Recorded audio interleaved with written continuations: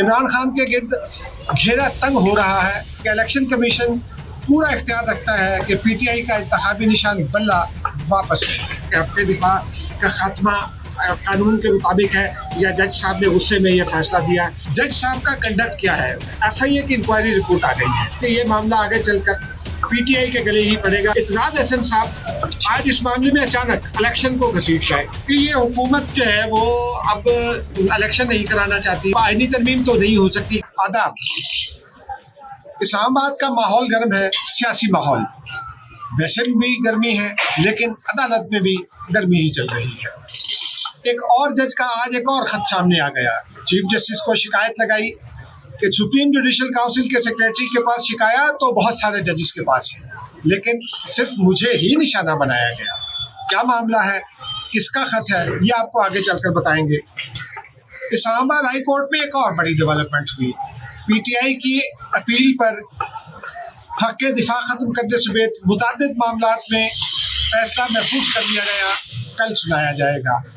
तफसीलात आज आपको बताएंगे। फौजी अदालतों में सिविलियंस के मुकदमात की समाअत का मामला लटक गया, कब तक लटका ये भी आपको बताएंगे। माहौल क्या था, चीफ जस्टिस साहब का मूड क्या था, इस पर भी आज बात करेंगे। नाज़रीन, जैसा आपको हमने अभी बताया, एक रनडाउन से आगाह किया, लेकिन पहले एक छोटी सी खबर आपको सुना देते हैं। इमरान खान के गिर्द घेरा तंग हो रहा है और एक और तरफ से भी घेरा तंग हो गया है। यानी इलेक्शन कमीशन ने इस बात का नोटिस ले लिया है कि पीटीआई ने 2021 में या 22 में इंट्रा पार्टी इलेक्शंस करवाने थे, वो नहीं करवाए, और क्यों ना पीटीआई के खिलाफ उसे नोटिस जारी कर दिया गया है कि उसका इंतखाबी निशान वापस लिया जाए। कल इमरान खान को ज़ाती हैसियत पे तलब किया गया है। अब क्या हो सकता है ये कल ही पता चलेगा, लेकिन माहिरीन ये कहते हैं जो इंतखाबी अमल को जानते हैं, सियासत को और आइन कानून को जानते हैं, कि इलेक्शन कमीशन पूरा इख्तियार रखता है कि पीटीआई का इंतखाबी निशान बल्ला वापस ले।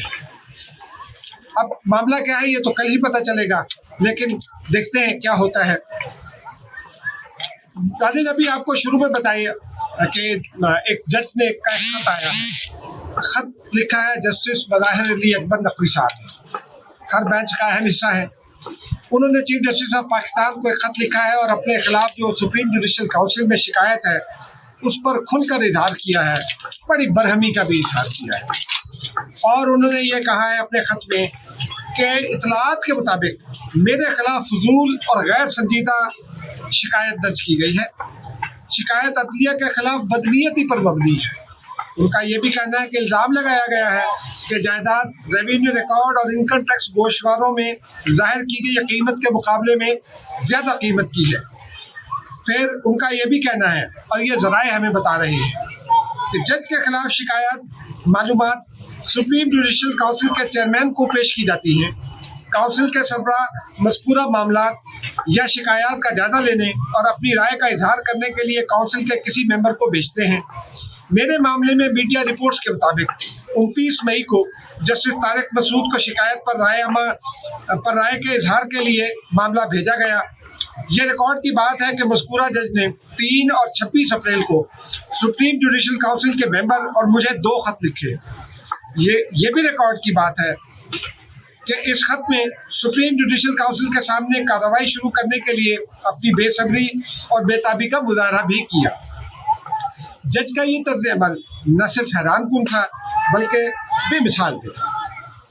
फिर आगे चलकर कहते हैं, कभी भी सुप्रीम जुडिशल काउंसिल के किसी रुकन ने इस अंदाज से काम नहीं किया। ये बात भी काबिल जिक्र है कि मौजूदा जजों के खिलाफ मुतअद्दिद शिकायत सुप्रीम जुडिशल काउंसिल के सेक्रेटरी के पास मौजूद हैं, लेकिन सिर्फ मुझे ही निशाना बनाया गया और मेरे खिलाफ मज़कूरा जज की जानबूझकर बदनीयती भी इसी से जाहिर होती है। ये मज़कूरा जज के मज़कूरा बाला तर्ज अमल के बिल्कुल खिलाफ है। बात हो रही है जस्टिस तारिक की, जो सुप्रीम कोर्ट के जस्टिस कायद साइद ईसा के बाद सीनियर जज है और अगले चंद दिनों में रिटायर होने वाले हैं। खैर, फिर आगे चलकर वो ये कहते हैं, मज़कूरा जज कार्रवाई शुरू करने के लिए अपनी बेचैनी का इजहार कर चुके। अब 29 मई को चेयरमैन सुप्रीम जुडिशल काउंसिल की तरफ से अपनी राय के इजहार के लिए मामला उनके पास भेजा गया है। उनका ये कहना है कि 65 दिन से ज़्यादा गुजर जाने के बाद भी उनकी तरफ से कोई राय नहीं दी गई। गर्मियों की तातीलात की वजह से उन्होंने अपना आईनी फर्ज अदा करने के बजाय आराम को तरजीह दी, जस्टिस तारिक मसूद के बारे में कहा गया। इससे साफ जाहिर होता है कि इस मामले का जानबूझकर इंतजार किया जा रहा है। इंक्वायरी के तरीक़ाकार के पैरा 9 के मुताबिक ये जस्टिस बदाहिर अली अकबर नकवी कह रहे हैं, काउंसिल के जज के खिलाफ कार्रवाई करने का काउंसिल किसी जज के खिलाफ कार्रवाई करने का फैसला करती है तो उसे अपना मौक़िफ़ बयान करने के लिए 14 दिन का वक्त दिया जाता है। जज के पास मामला राय के लिए भेजा गया है, उसकी जिम्मेदारी है कि वो एक मुनासिब वक्त के अंदर अपनी राय पेश करे। राय की मुद्दत 14 दिन से ज़्यादा नहीं हो सकती। दुनिया की अदालतें सदियों से इसी बुनियाद पर और इसी उसूल पर काम कर रही हैं कि इंसाफ न सिर्फ होना चाहिए बल्कि होते हुए दिखना भी चाहिए। और ये बात जस्टिस बंदयाल साहब की अदालत को और बहुत सारी और अदालतों को और उससे पहले सुप्रीम कोर्ट को पिछले 30-40 साल से कही जा रही है, लेकिन उस शिकायत का जो अवामी सतह से आती है कभी कोई नोटिस नहीं लिया गया। खैर, आगे चलते हैं। बदाहिर अली अकबर नकवी साहब कहते हैं कि बदकिस्मती से मुझे ये कहते अफसोस है कि मेरे मामले में ऐसा नज़र नहीं आता कि इंसाफ हो और होता हुआ दिखाई भी। तमाम सूरत-ए-हाल मद्देनज़र रखते हुए मैं ये कहने में मुकम्मल तौर पर हक़ बजानिब हूँ कि मज़कूरा जज की जानिब से राय को आगे बढ़ने में ताख़ीर जानबूझकर की जा रही है, आगे बढ़ाने में ताख़ीर जानबूझकर की जा रही है, और ये सब एक मज़मूम डिज़ाइन पर मबनी है। ये जस्टिस बदाहिर अली अकबर नकवी साहब अपने ख़त में कह रहे हैं अपने एक बरादर जज के खिलाफ। उनका ये भी कहना है कि इस बात का हर मुमकिन इम्कान मौजूद है कि मेरे साथ कानून के मुताबिक इंसाफ, मुनसिफाना और मुनासिब सलूक नहीं किया जाएगा। अब देखते हैं उनके ख़त पर चीफ जस्टिस साहब क्या कार्रवाई करते हैं। मामला तो सुप्रीम जुडिशल काउंसिल में है, लेकिन देखते हैं क्योंकि बहुत सारे दानिश्वर, बहुत सारे तजियाकार, बहुत सारे जो साफ़ी अदालती रिपोर्टिंग करते हैं वो मुसलसल मौजूदा सुप्रीम कोर्ट की जानिबदारी और जस्टिस बदाहिर अली अकबर नकवी के बहुत सारे मामलात के हवाले से राय का इजहार करते रहे। उनकी एक ऑडियो भी आई थी मोहम्मद खान भट्टी के हवाले से, आपको याद होगा, परवेज़ इलाही साहब के साथ। उसके बाद उनके खिलाफ एक तूफ़ान बचा हुआ है, लेकिन वो तूफ़ान थमने का नाम नहीं ले रहा, कार्रवाई भी नहीं हो रही। खैर, देखते हैं क्या आगे होता है। अब नाज़रीन आपको बताते हैं इस्लामाबाद हाई कोर्ट का अहवाल। इस्लामाबाद हाई कोर्ट ने आज जो पीटीआई की अपीलें थी, 8 दरखास्तें थी और पीटीआई की अपीलें भी थी, उन पर फैसला महफूज कर लिया है। फैसला कल सुनाया जाएगा। इसमें जो एक अहम मामला है, आपको याद है, मुसलसल आपको बता रहे हैं कि पीटीआई की ये कोशिश है कि मुकदमे की समाअत जज हुमायूं दिलावर की अदालत से मुंतकिल करके किसी दूसरी अदालत में मुकदमा देने समाअत लाया जाए। फिर हक़ दिफा गुज़िश्ता रोज़ ख़त्म कर दिया था इमरान खान का जज हुमायूं दिलावर ने, उसको पीटीआई ने आज चैलेंज किया था। उस पर का फैसला भी कल सुनाया जाएगा कि हक़ दिफा का खात्मा कानून के मुताबिक है या जज साहब ने गुस्से में यह फैसला दिया, ये हाई कोर्ट तय करेगी।